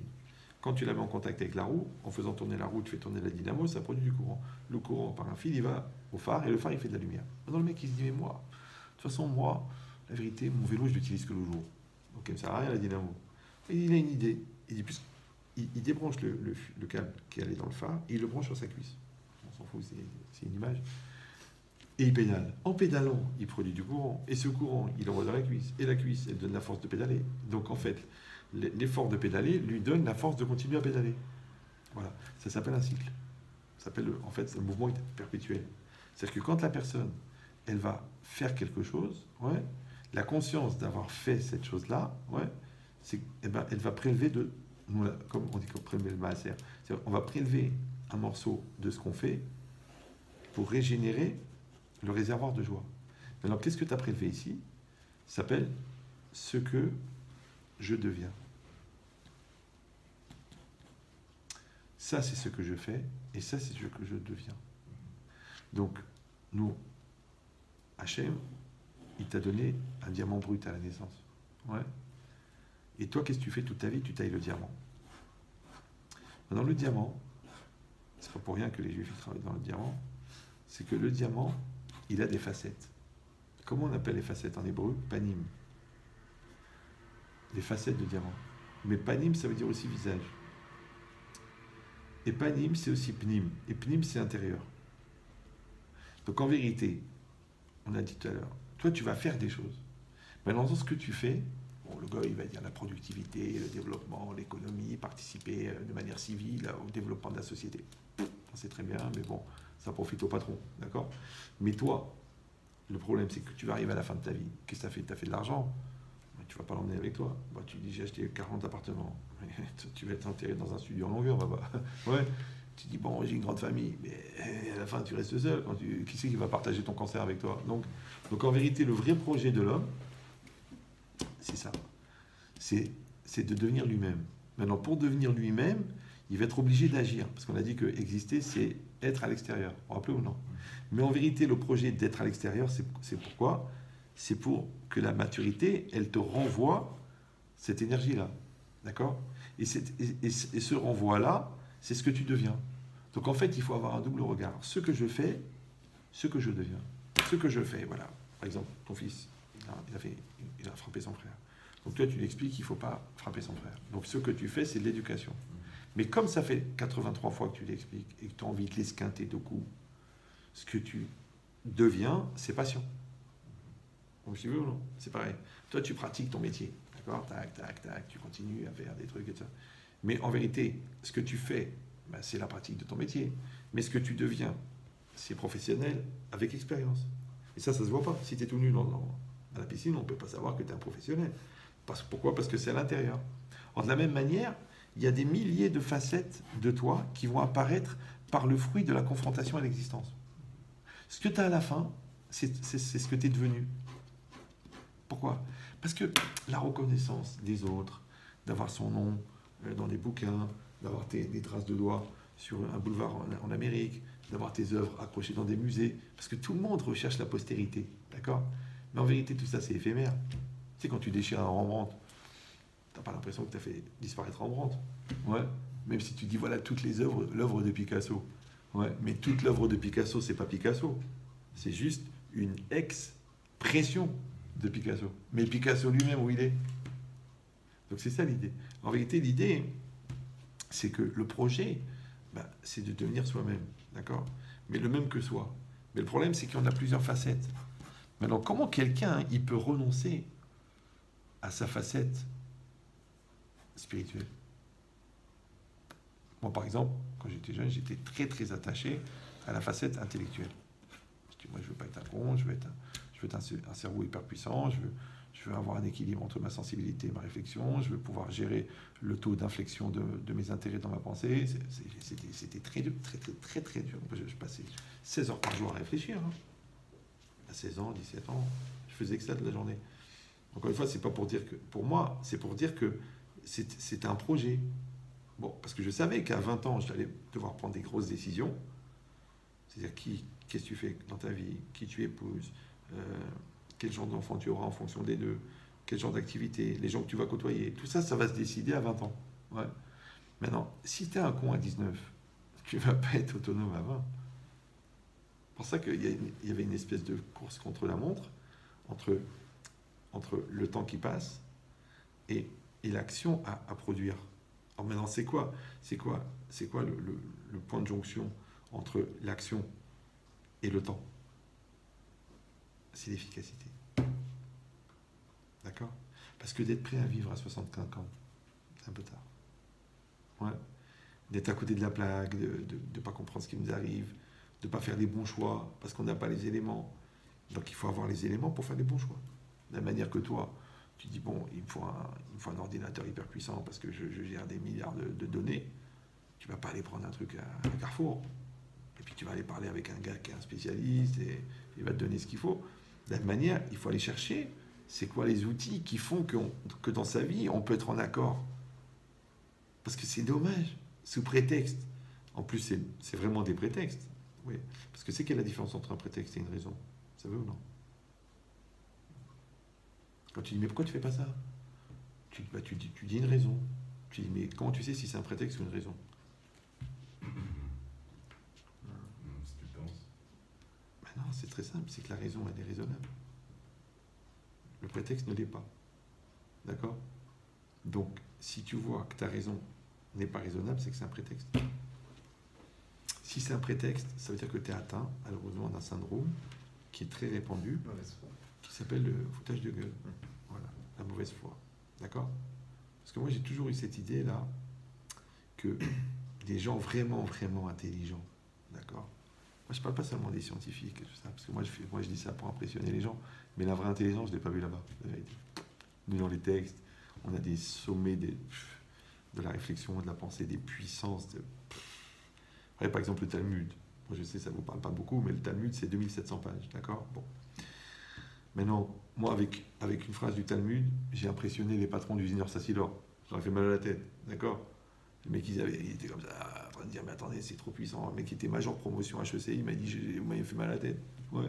Et c'est rien. C'est-à-dire, dans le Talmud, il y a 2700 pages. Il y a un commentaire qui s'appelle le Tosfot, qui est un commentaire du Moyen-Âge. Il y a peut-être 40 000 Tosfot dans tout le Talmud. Et moi, j'ai pris une phrase, et j'ai parlé pendant 1 heure. Et le mec, il m'a dit, on est à Centrale, là. J'ai mal à la tête. C'est pour dire qu'en vérité, le problème, c'est qu'on ne valorise pas le patrimoine. Moi, comme j'avais que le bac, ouais, bon, j'avais fait de la philo avant, mais j'ai jamais fait de la philo dans les livres. Donc, je n'avais pas d'a priori. Donc, j'ai dit, je vais apprendre. J'ai appris. Et comme j'ai pas mal appris, pendant à peu près une quinzaine d'années, donc, en fait, dans l'étude talmudique, tu fais du droit, tu fais de l'étude comportementale, tu fais du rapport à l'autre, tu fais de la recherche, de la compréhension des notions médicales, c'est universel. Ouais. Alors pour ça que j'ai toujours dit, mais pourquoi une personne, elle va renoncer? Ouais. Genre pour être bien dans sa société, pour avoir son petit studio, sa copine, elle va renoncer peut-être à sa vie, puisque les outils, elle les a pas. C'est comme si un mec, il frime, il dit, non, je veux pas mettre de lunettes, ça fait pecno, ça fait ringard, t'as l'air de quoi? Ouais, le binocle, ok. Bon, le mec, un jour, on arrive à lui prouver, et puis bon, il a déjà fait quand même 68 accidents, donc on lui met les lunettes. Qu'est-ce qui se passe quand il fait? Ouais, comment il fait comme ça? Bon, allez, bon, ça va, je vais les mettre, bon, arrêtez de me saouler, vraiment, ça me fait chier. Et puis il fait ça, il découvre la vie, mec. Il dit, mais attends, mais il est vachement beau ce lustre. Parce que lui, il voyait une masse blanche. Ouais. Donc c'est ça la question. La question, c'est est-ce que tu veux mettre des lunettes? Moi, je vois par exemple, je m'occupe beaucoup de couples, d'accord? Mais quand tu expliques aux gens qui ont 32 ans de mariage, qu'en fait, ils ne sont pas mariés, parce que comme ils n'ont pas dépassé la rivalité, donc ils essayent de créer de la communion, d'accord, en privilégiant l'individualité. Donc ça marche pas. Mais ça fait de la peine quand les mecs, c'est des psychologues, c'est des médecins. Parce que c'était des brels, tu dis, bon, il en faut. Et qui on va vendre le détail. Ouais, mais ça, c'est des cerveaux. Mais comme ils n'ont pas la maîtrise de leur ego, de leur individualité, de leur égoïsme. Donc c'est rien. Mais il fallait le savoir. Maintenant, ils le savent, ils le font, ils l'appliquent, ça marche. C'est pareil que dans les enfants. Il y a des règles, il y a des principes. Bah, pareil dans le rapport à l'autre, c'est pareil dans le business, c'est pareil dans tout. Moi, j'étais coach d'un chef d'entreprise. Le mec était bien 18 millions d'euros de chiffre d'affaires annuel. Et je lui disais, fais comme ça, fais comme ça, fais comme ça. Au début, il m'a dit, bon, tu me fais un audit de tous mes employés et tout ça. Je les ai pris un par un, j'ai parlé de tout ça. Après, j'ai dit, mais pourquoi tu t'entoures de gens que tu penses être incompétents? Il m'a dit, ouais, t'as raison, ils sont incompétents. Je dis, parce que t'es nul, toi. Donc, t'as peur que le mec que tu vas prendre, il va te bouffer la tête. Mais si toi, tu fais un challenge, qu'est-ce qu'il a dit, Bill Gates? Il a dit, j'ai su m'entourer. Qu'est-ce qu'il va dire l'autre? Il va dire, non, si je prends un mec comme ça. Donc, en vérité, c'était complexe, c'était névrose qui vont être le vecteur directeur de tes choix. Donc, qu'est-ce qu'on est en train de dire? On est en train de dire qu'en vérité, la vie, elle commence avec la maturité.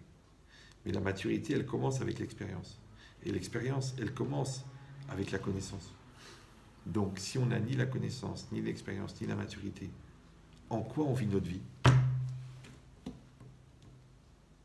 Moi, j'ai vu des gens, après 30 ans de mariage, mais pourquoi j'ai épousé cette rama-là? C'est pas du tout mon truc. Bon, elle était là, elle était ensemble à la fac, elle m'a aidé à faire ça. Bon, une forme de solidarité, de reconnaissance, où elle était mal, elle a souffert avec son père, je me suis senti obligé. C'est le syndrome de Mère Teresa. Mais en vérité, parce que nous, d'après la Torah, la personne que tu épouses, c'est la moitié de ton âme. Ouais. C'est ça les âmes sœurs. La moitié de ton âme, ça veut dire que, c'est marqué dans la Gemara Sota, Hachem, au moment où les parents conçoivent l'enfant, on prend une âme, on la coupe en deux, la moitié on la met dans un corps d'homme, un corps de femme. Après, il faut retrouver l'âme. Ouais. Mais les parents et les enfants n'ont pas la même âme. Les élèves et le rave ou le professeur n'ont pas la même âme. Les voisins et les voisines n'ont pas la même âme. La seule fois où c'est la même âme, c'est l'homme et la femme. C'est pour ça que le choix du partenaire, il est fondamental, parce qu'en vérité, de la même manière que toi, tu dois exister, de la même manière, la personne que tu épouses, elle doit exister, parce que si toi, tu existes, elle existe, vous pouvez coexister. Mais si elle n'existait pas, ou toi, tu n'existes pas, vous ne pouvez pas coexister. Maintenant, tu vas prendre une prise américaine avec une prise française. C'est stressant, c'est frustrant, mais le courant ne passe pas. Mais tu dis, mais on le fait quand même dans un bon esprit, avec la conviction, mais ça ne marche pas non plus. D'accord? C'est comme tu prends une banane pour dévisser une vis. Même si tu es vraiment, vraiment convaincu, tu n'y arrives pas. Il faut un cruciforme. Ah, voilà, c'est tout. Voilà. Donc ça veut dire quoi? Vous avez compris qu'en fin de compte, toute la vie, ça va être la résultante de ce travail. Et c'est ça la définition de la vie. Maintenant, le problème, c'est que la maturité, elle est condamnée à évoluer. Parce que la maturité de 14 ans, elle ne peut pas t'aider à 20 ans. La maturité de 20 ans, elle ne suffira pas pour les épreuves de 30 ans. Et ainsi de suite.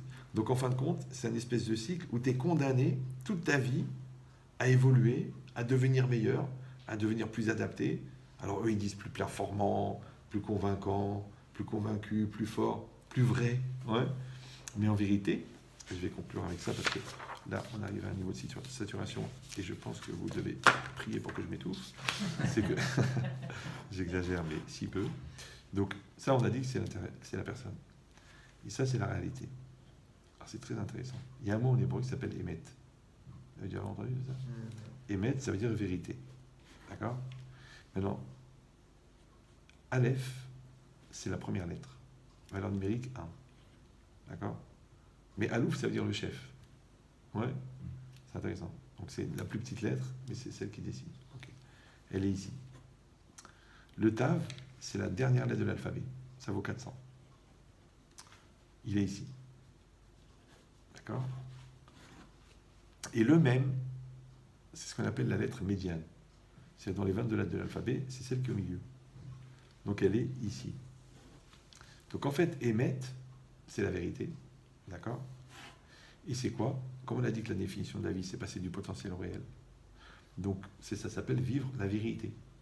Parce que si tu fais semblant d'être heureux, tu fais un métier qui ne te plaît pas, tu épouses la personne parce que tu as fait un chantage émotionnel, ou tu n'es pas impliqué dans tes choix, donc tu n'es pas émet.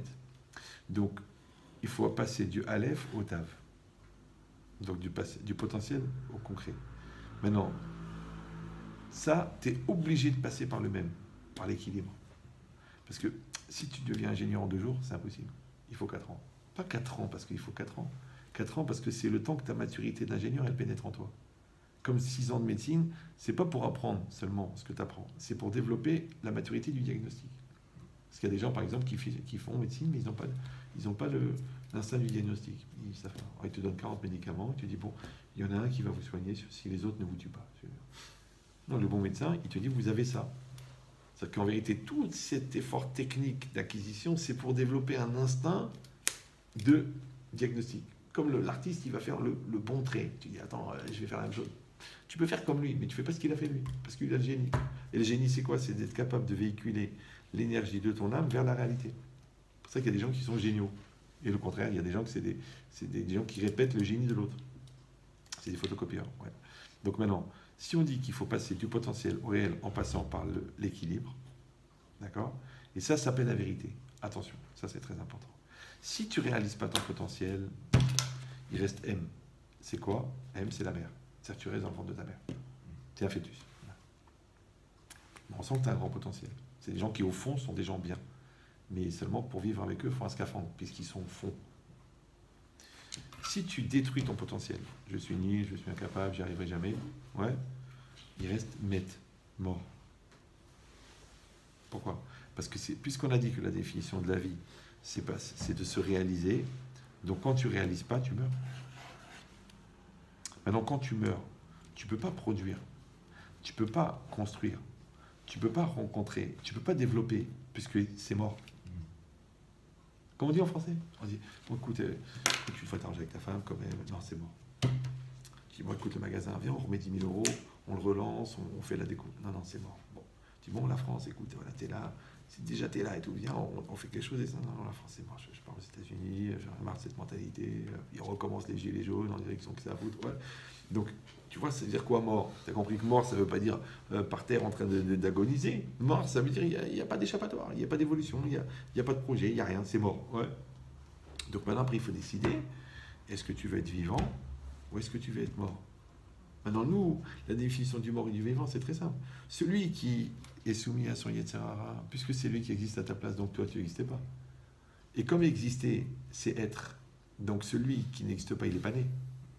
Moi, c'est bon, non? Et celui qui n'est pas né, il est mort. Regarde le poisson. Il n'est pas né. Donc vous, quand une personne veut être vivant, ça c'est un mot dans la Torah. La Torah l'a dit, Natati lefanecha et tachaim vetamavet. J'ai mis devant toi la vie et la mort. D'accord? C'est-à-dire le choix d'être un tzaddik ou d'être un rachat, d'être un con ou d'être un mec intelligent, d'être un pion ou d'être un joueur, d'être un dominant ou d'être un dominé, ouais, d'être un bulldozer qui traverse l'espace ou un relou qui attend qu'on le pousse. Ça, ce choix, il existera toujours. Et c'est ça la vie et la mort. Mais la Torah, elle a rajouté. Ou bachar tabachai. Tu choisiras la vie. Ouais. Et là-bas, c'est une discussion. Est-ce que tu choisiras la vie? C'est un commandement de la Torah ou c'est un conseil? Vous sentez la différence ou non? Ça veut dire qu'à un moment ou à un autre, en vérité, l'école de pensée, c'est que l'impulsion qui va faire que tu deviens ce que tu es censé être, ou que tu deviens ce que tu peux être, elle part d'où? Comme par exemple, voilà, je lui parle, vous pensez à ce que je dis, parce que vous êtes poli. Mais quand vous-même vous pensez à quelque chose, vous pensez à quoi? À une réaction, en réaction à quelque chose que vous avez vu. Vous avez vu une couleur, vous avez vu une question, vous avez entendu une question, vous avez vu une image. Mais une pensée originelle qui ne vient pas d'un contexte, elle vient d'où? Conscience. Conscience. Mais la conscience, c'est encore un rapport avec la réalité. C'est un miroir. Donc il y a quelque chose derrière la conscience, encore. Ouais. Il y a l'inconscient. Après, il y a le subconscient. Après, il y a la neshama. D'après nous, il y a l'âme. D'accord? Ça veut dire qu'une personne, elle reçoit des impulsions. Mais la question, elle est de savoir comment elle peut s'approprier ces impulsions, comment elle peut cultiver ces impulsions. D'accord? Comme on dit, Einstein, à la fin de sa vie, il a donné ils appellent ça des équations intuitives. Maintenant, le CNRS, ils sont restés 90 ans pour développer ce que lui, il avait écrit sur un morceau de papier comme ça. Ça lui venait une idée. Ils sont restés 90 ans, le CNRS. C'est vrai, quand j'ai pas comme ça. J'avais écouté ça sur France Info il y a longtemps. Ils avaient dit, il y a des trucs qu'il a dit en 1905, que le CNRS, ils ont compris en 1995. C'est 90 ans. Un quart d'heure, 90 ans. Je sais pas si tu vois la disproportion. Ouais. Mais le Rav de Brisk, quand il a trouvé la relativité, il en a parlé. Einstein, quand il a eu la relativité, il a parlé avec le Rav de Brisk. Le Rav de Brisk, il a posé une question à Einstein, et Einstein, il a mis 10 ans à répondre à la question du Rav de Brisk. Maintenant, réfléchis. 1 heure de Einstein, 90 ans de chercheur profane. Ouais. Donc 10 ans d'Einstein, 9000 ans. Mais 1 heure d'Einstein, 9000 ans, 1 heure du Rav de Brisk. Donc 1 heure de Rav de Brisk, 90 000 ans. Vous comprenez? Voilà. Encore une fois, c'est pas pour monopoliser l'espace. C'est pour vous dire que c'est dommage de passer à côté d'une telle puissance, d'une telle connaissance. C'est ce qu'il disait Mitterrand. Il disait, je méprise les Juifs qui ne s'intéressent pas à leur patrimoine, parce que nous n'y avons pas droit, et nous en connaissons la valeur, et eux, ils y ont droit, et ils ne s'y intéressent pas. Et ça, c'est Mitterrand. Imagine, plein terrant. C'est que Mitterrand, il a été enterré dans son village de naissance. Vous le savez ou non? Ouais. Comment ça s'appelle? Je sais pas. Jarnac. Jusqu'au bout. Allez, Chazak Ovaro. Est-ce que vous avez des questions? C'est profond. Ah non, c'est pour nous tous, non? Oui, oui, Tout c'est le pour monde, nous ouais. tous, bien sûr. Alors, allez-y. C'est le même prix. Vas-y, t'as une question, non? Je vous ai saoulé ou non? Pas du tout, non. Je suis content. Bon, lui, un peu moins, mais... Non, je rigole.